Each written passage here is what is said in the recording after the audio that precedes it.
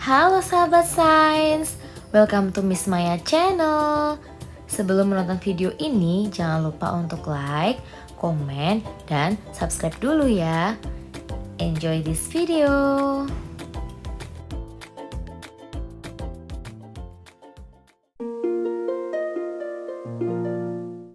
Halo sahabat sains, jumpa lagi di channel YouTube Miss Maya. Pada video sebelumnya, kita telah membahas mengenai subbab pewarisan sifat dan bioteknologi. Nah, pada video kali ini kita akan latihan soal mengenai bab pewarisan sifat dan bioteknologi. Simak videonya sampai selesai ya. Soal yang pertama. Molekul yang berperan sebagai materi genetik adalah asam nukleat, yaitu berupa DNA dan RNA. Materi pembawa sifat disebut gen. Kromosom terdapat di dalam nukleus. Di antara pernyataan berikut yang paling tepat untuk menyatakan hubungan antara ketiganya, gen, kromosom, dan molekul DNA adalah jawaban yang paling tepat adalah yang A, yaitu gen-gen terletak dalam kromosom dan urutan basa nitrogen dalam molekul DNA menentukan macam gen. Soal nomor 2. Berikut ini adalah keterangan tentang struktur dan fungsi DNA dan RNA. Pertanyaannya yaitu struktur dan fungsi RNA adalah, jawaban yang paling tepat adalah yang B, yaitu pernyataan nomor 1, 3, 4, dan 5. RNA terdapat di dalam inti sel dan ribosom. Kemudian berhubungan dengan sintesis protein dan kadarnya berubah-ubah. Selanjutnya, mengandung pirimidin, sitosin, dan urasil. Dan yang terakhir, mengandung purin, adenin, dan guanin. Jawabannya yang B. Soal nomor 3, perhatikan tabel di bawah. Perbedaan antara DNA dan RNA ditunjukkan oleh, jawaban yang paling tepat adalah yang C, yaitu pernyataan nomor 3. Di mana DNA yaitu terdapat di dalam nukleus, sedangkan RNA terdapat di dalam nukleus dan sitoplasma. Seharusnya untuk DNA dia tersusun atas rantai ganda, sedangkan RNA rantainya tunggal. Kemudian untuk urutan basa nitrogen pada DNA harusnya timin ya, sedangkan pada RNA yaitu urasil. Nah, jadi jawabannya yang paling tepat adalah yang C. Soal nomor 4. Perhatikan genotip di bawah ini. Berdasarkan daftar genotip di atas, genotip yang termasuk heterozigot dan homozigot secara berurutan bernomor. Perlu kita ingat bahwa heterozigot adalah di mana susunannya yang dia tidak sama. Sedangkan homozigot yaitu genotipnya yang sama. Kita coba ya. Untuk pilihan jawaban yang A, 1 dan 2. 1 itu termasuk heterozigot ya, karena dia M besar dan M kecil, tidak sama ya. Sedangkan nomor 2 itu homozigot.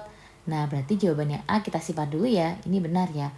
Kemudian jawaban yang B, 1 dan 4. 1 benar heterozigot, 4, nah ini yang 4 seharusnya dia juga heterozigot. Karena ada yang huruf besar dan juga ada yang huruf kecil. Kemudian untuk yang C, 2 dan 3. 2 itu termasuk homozigot, sedangkan yang 3 itu juga termasuk homozigot, yaitu homozigot dominan ya, karena besar semua hurufnya. Ini berarti salah. Kemudian yang D, yaitu 2 dan 5. 2 itu termasuk homozigot dan 5 itu termasuk homozigot juga. Berarti yang D juga kurang tepat. Jadi yang paling tepat adalah yang A. Soal nomor 5. Dilakukan persilangan antara bunga pukul 4 berwarna merah, yaitu M besar, dengan bunga pukul 4 berwarna putih, M kecil. Merah merupakan sifat dominan tak penuh atau intermediate. Nah, pertanyaannya adalah bagaimanakah fenotip F1? Nah, kita coba ya, jawab ya. Nah, sahabat sains, dominan tidak penuh atau intermediate merupakan kondisi apabila alel dominan tidak menutupi alel resesif sepenuhnya. Nah, contohnya, jika disilangkan bunga merah yaitu M besar dengan bunga putih yaitu M kecil, di mana sifat merah tidak menutupi sifat putih sepenuhnya, maka dapat diperoleh keturunan yaitu M besar M kecil, yaitu berupa bunga berwarna pink. Nah, berikut penyelesaian soalnya ya. Nah, kita tuliskan dulu P-nya atau parentalnya, yaitu bunga merah dan juga bunga putih. Bunga merah disilangkan dengan bunga putih. M besar disilangkan dengan M kecil. Nah, gametnya yaitu M besar dan M kecil. Nah, maka keturunannya yaitu M besar M kecil dengan fenotip yaitu 100% bunga berwarna pink atau merah muda. Dengan demikian fenotip F1 yaitu bunga pink 100%. Jawabannya yang paling tepat adalah yang B. Soal nomor 6. Bunga warna coklat dominan dengan genotip R besar disilangkan dengan bunga warna putih dengan genotip R kecil menghasilkan F1. Jika F1 disilangkan dengan sesamanya, maka perbandingan fenotip F2-nya adalah, nah kita coba jawab ya. Nah, persilangan seperti pada soal adalah sebagai berikut. P1-nya atau parental pertamanya yaitu coklat disilangkan dengan putih, di mana coklatnya itu R besar dan putihnya R kecil. Genotipnya yaitu berupa R besar disilangkan dengan R kecil.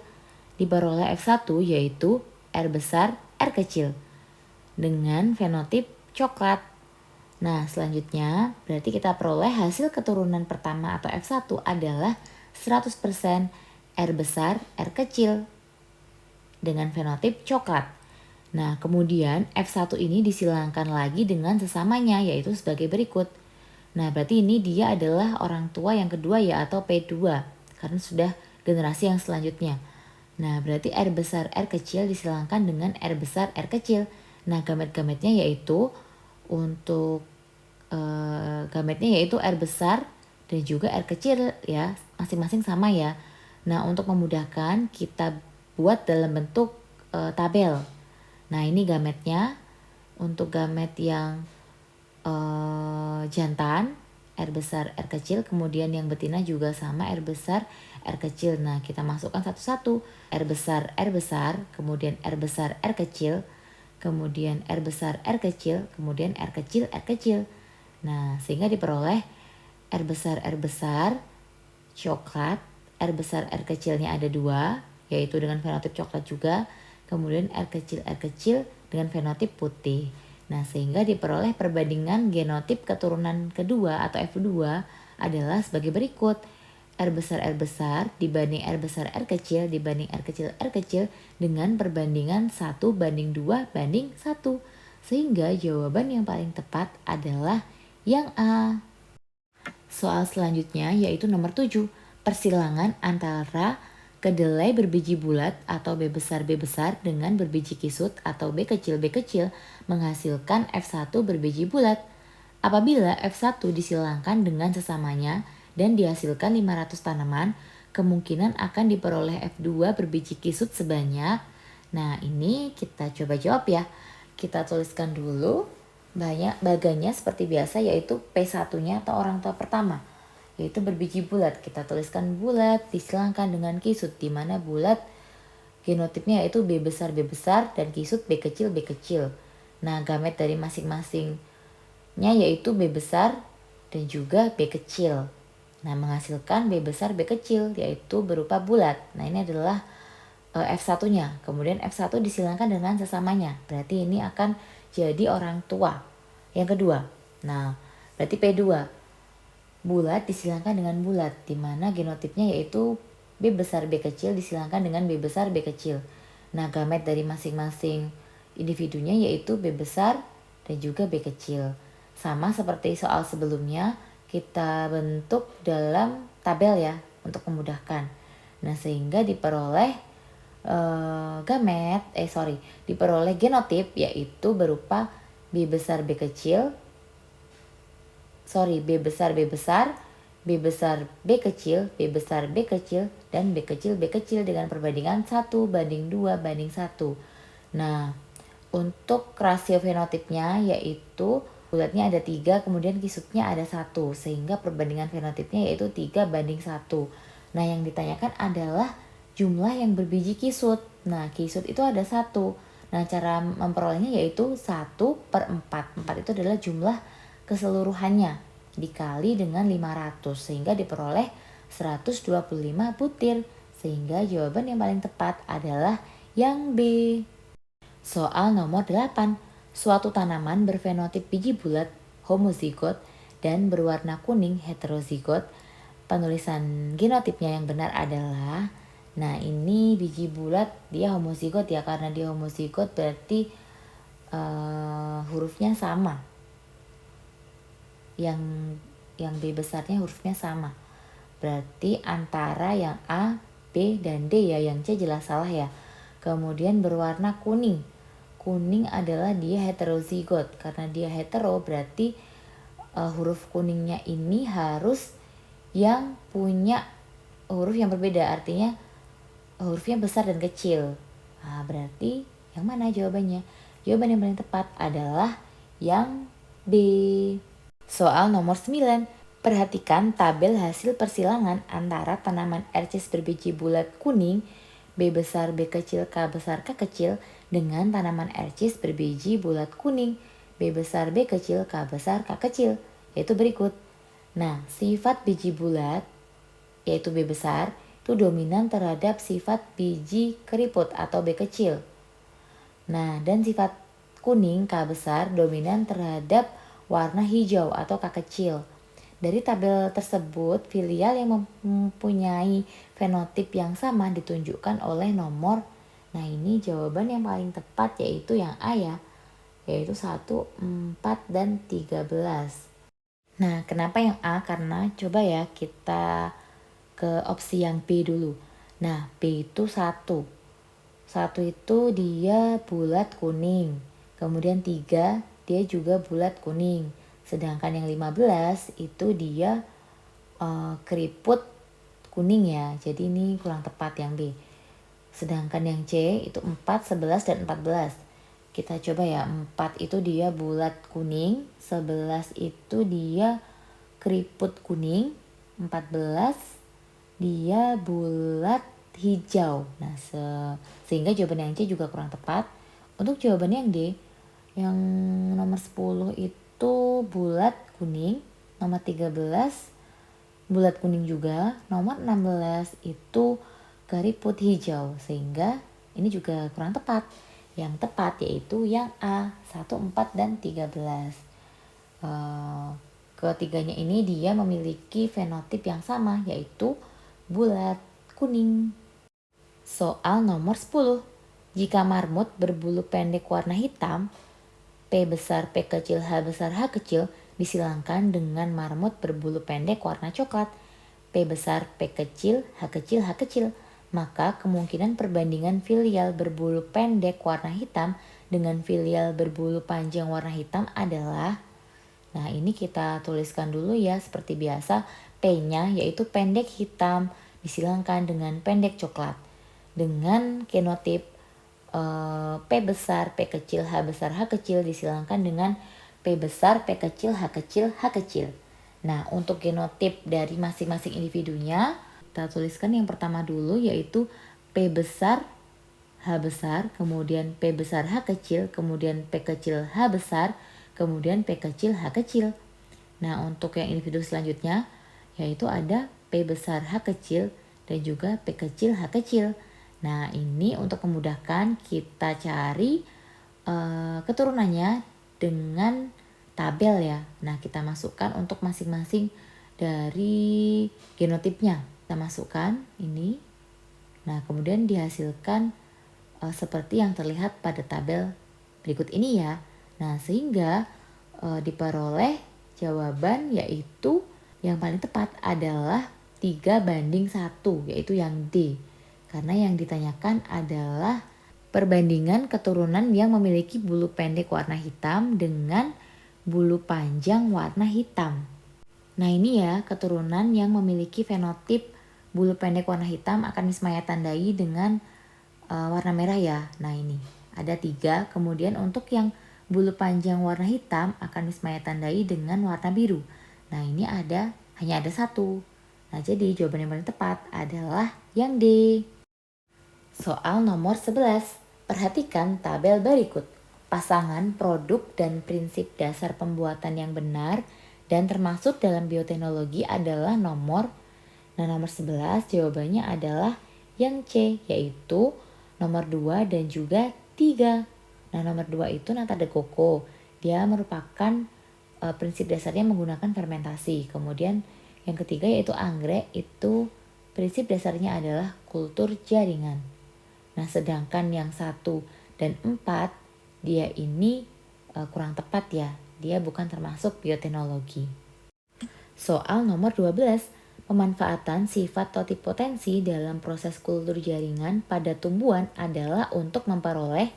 Nah, jawabannya adalah yang A. Nah, dari kultur jaringan ini adalah tujuannya yaitu untuk memperoleh anakan yang seragam dalam jumlah yang besar dan juga cepat. Nomor 13. Berdasarkan prinsipnya, bioteknologi dibedakan menjadi 2, yaitu bioteknologi modern dan bioteknologi konvensional. Kegiatan berikut ini yang menerapkan prinsip bioteknologi modern adalah nomor 13 ini jawabannya yang paling tepat adalah yang C, yaitu pembuatan DNA rekombinan. Untuk yang opsi B itu kan dia proses respirasi anaerob ya. Nah, ini berarti fermentasi. Ini merupakan contoh dari salah satu ciri dari bioteknologi konvensional. Untuk yang opsi D juga sama, dia memanfaatkan mikroorganisme. Ini juga salah satu ciri dari bioteknologi konvensional juga. Nah, sedangkan pemulihan tanaman ini juga salah satu contoh dari bioteknologi modern. Namun yang paling tepat ini adalah yang C ya, yaitu pembuatan DNA rekombinan. Nah, sahabat sains, opsi C tepat karena yang ditanyakan adalah prinsip bioteknologi modern. Sedangkan opsi A merupakan contoh dari bioteknologi modern, yaitu kegiatan pemulihan tanaman. Pemulihan tanaman merupakan tahap rekayasa genetika yang memiliki tujuan agar mendapatkan keunggulan pada sifat tanaman. Contohnya, seperti membuat tanaman yang tahan terhadap penyakit, pertumbuhannya yang lebih cepat, hasilnya yang tinggi, atau penampilannya yang lebih menarik. Nah, jadi kegiatan pemulihan tanaman ini salah satu prinsipnya adalah menggunakan rekayasa genetika atau DNA rekombinan. Karena pertanyaannya adalah prinsip bioteknologi modern, maka jawaban yang paling tepat adalah yang C. Soal nomor 14. Berikut ini ciri-ciri bioteknologi konvensional yaitu, nah ini yang sudah Miss Maya bahas di soal sebelumnya ya. Sehingga jawaban yang paling tepat adalah yang mana nih? B. Yaitu ini belum mengenal pemanfaatan enzim karena kan konvensional itu masih sangat sederhana ya. Jadi dia belum mengenal teknologi yang modern termasuk dari pemanfaatan enzim ini. Nomor 15. Contoh proses yang termasuk bioteknologi modern adalah nomor 15. Jawabannya yaitu yang D, pembuatan tanaman transgenik. Sedangkan opsi yang A, B, dan C ini merupakan contoh dari bioteknologi konvensional ya, karena mereka memanfaatkan fermentasi dalam prosesnya. Selanjutnya nomor 16, perhatikan gambar bahan baku dan produk bioteknologi berikut. Organisme yang berperan pada fermentasi bahan di atas adalah, nah ini gambar kelapa ya, ini pembuatan nata de coco. Nata de coco ini dia memanfaatkan mikroba berupa, jawabannya yaitu yang A, Acetobacter psilinum. Soal nomor 17, di beberapa daerah, kotoran ternak dan bahan organik lainnya diolah melalui proses fermentasi. Melalui fermentasi ini, bahan-bahan tersebut diubah menjadi metana. Manfaat dari bioteknologi tersebut adalah sebagai, nah jawabannya yaitu yang A, energi alternatif pengganti minyak bumi. Soal nomor 18, dampak negatif bioteknologi haruslah tetap diwaspadai sebab, nah yaitu organisme transgenik dapat mempengaruhi keseimbangan lingkungan. Jawabannya yaitu yang C. Nomor 19. Tindakan yang mungkin dilakukan manusia untuk mencegah dampak negatif dari bioteknologi adalah, nah ini adalah yang A ya, yaitu menggunakan bibit lokal supaya tanaman lebih adaptif. Soal yang terakhir yaitu nomor 20. Suatu organisme dimodifikasi gen-gennya dengan cara mengganti urutan basa nitrogen pada DNA yang ada dengan basa nitrogen. yang lain sehingga terjadi perubahan sifat organisme tersebut. Proses di atas merupakan rekayasa genetika dengan menggunakan teknik, nah ini teknik rekombinasi gen ya. Jawabannya yang A. Nah, sahabat sains, demikianlah pembahasan kita mengenai latihan soal bab pewarisan sifat dan bioteknologi. Semoga beberapa soal yang Miss Maya bahas dapat memperdalam pengetahuan kalian ya mengenai bab ini. Jika ada hal-hal yang ingin ditanyakan, silahkan kalian tuliskan di kolom komentar ya. Sahabat sains, jangan lupa untuk subscribe channel ini ya, agar kalian tidak ketinggalan video terbaru Miss Maya. Tetap semangat belajar sahabat sains. Thank you for watching sahabat sains. See you on my next video. Bye bye.